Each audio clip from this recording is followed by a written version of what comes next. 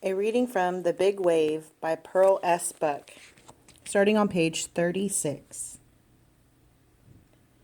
"We must think of Jaya's good," Kino's father said. Then he turned to Old Gentleman. "Sir, it is very kind of you to propose this for Jia. I had planned to take him for my own son, now that he has lost his birth parents. But I am only a poor farmer, and I cannot pretend that my house is as good as yours, or that I can afford to send Jia to a fine school. Tomorrow when he wakes, I will tell him of your kind offer. He will decide." "Very well," Old Gentleman said, "but let him come and tell me himself, so that I will know how he feels." "Certainly," Kino's father replied, proudly. "Jia will speak for himself." How unhappy Kino now was to think that Jia might leave this house and go and live in the castle. "If Jia goes away, I shan't have a brother," he told his father. "You must not be so selfish, Kino," his father replied. "You must allow Jia to make his own choice. It would be wrong to persuade him. Kino, I forbid you to speak to Jia of this matter. When he wakes, I shall speak to him myself." When his father was so stern, Kino did not dare to disobey, and so he went sadly to bed. He thought when he drew his quilt over him that he would not sleep all night. But being young and tired, he slept almost at once. Yet, as soon as he woke in the morning, he remembered Jia and the choice he had to make. He got up and washed and dressed and folded his quilt and put it into the closet where it stayed during the day. His father was already out in the field, and there Kino went and found him. It was a beautiful, mild morning, and a soft mist covered the ocean so that no water could be seen. "Is Jia awake yet?" Kino asked his father when they had exchanged morning greetings. "No, but he will wake soon, I think," his father replied. He was weeding the cabbage bed carefully, and Kino knelt down to help him. "Must you tell him about Old Gentleman today?" Kino pleaded. "I must tell him as soon as he wakes," his father replied. "It would not be fair to let Jia grow used to thinking of this as his home. He must make the choice today, before he has time to put down his new roots." "May I be there when you talk with him?" Kino asked next. "No, my son," his father replied. "I shall talk to him alone and tell him all the benefits that a rich man like Old Gentleman can give him, and how little we who are poor can give him." Kino could not keep from wanting to cry. He thought his father was very hard. "But Jia will certainly want to go away," he sobbed. "Then he must go," his father said. They went into the house to have breakfast, but Kino could scarcely eat. After breakfast, he went back to the field, for he did not want to play. His father stayed in the house, and he could hear Jia getting up. For a long time, Kino stayed in the field working alone. The warm tears dropped from his eyes and upon the earth. But he worked on, determined not to go to the house until he was called. Then, when the sun was nearing the zenith, he heard his father's voice. He got up at once and walked along the path between the terraces until he reached the doorway. There his father stood with Jia.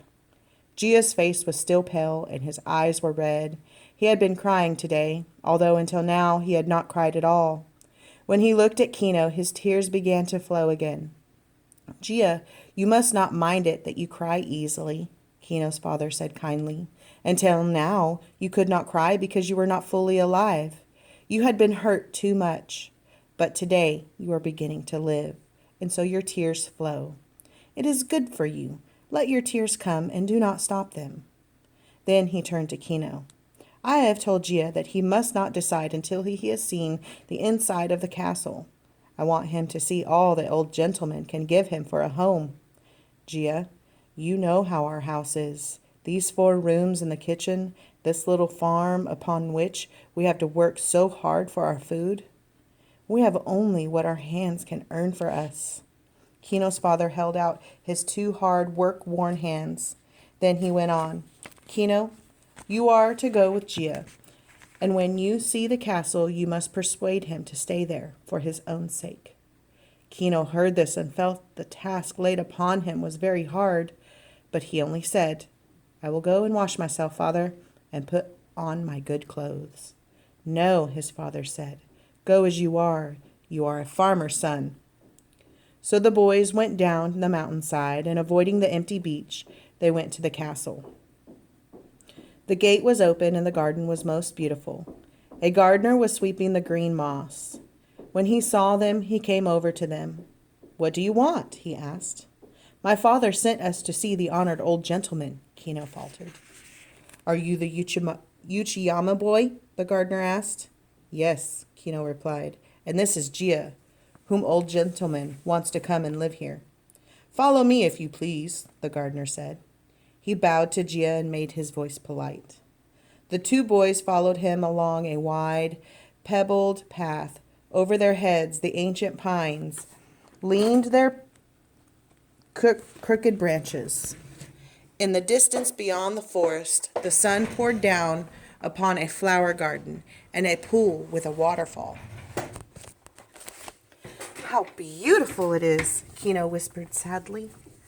Gia did not answer. He walked along, his head held high. When they reached the house, they took off their shoes and followed the gardener through the great door.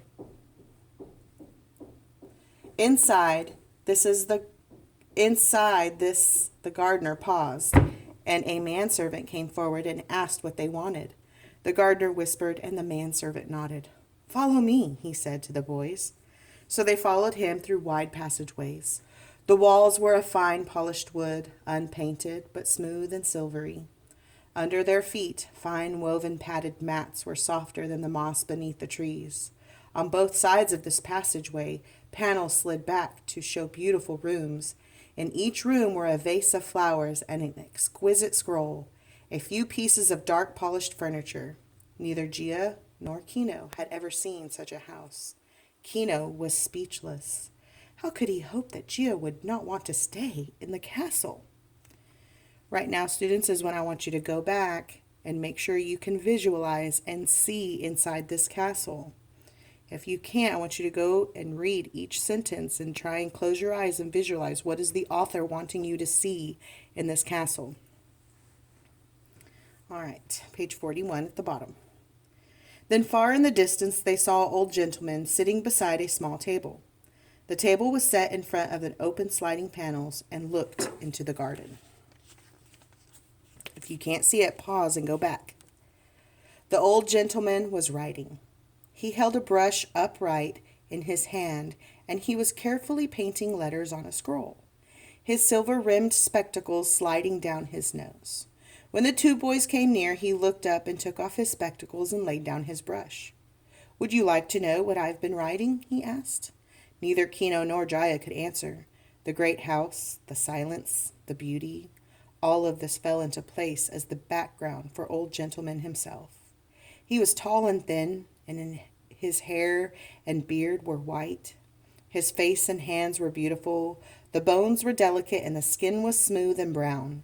He looked as proud as a king, but his dark eyes were wise, and as an old scholar's eyes are wise. "It is not my own poem," he said. "It is the saying of a man of India. But I like it so much that I have painted it on this scroll to hang there in the alcove where I can see it every day." He took up the scroll and read these words.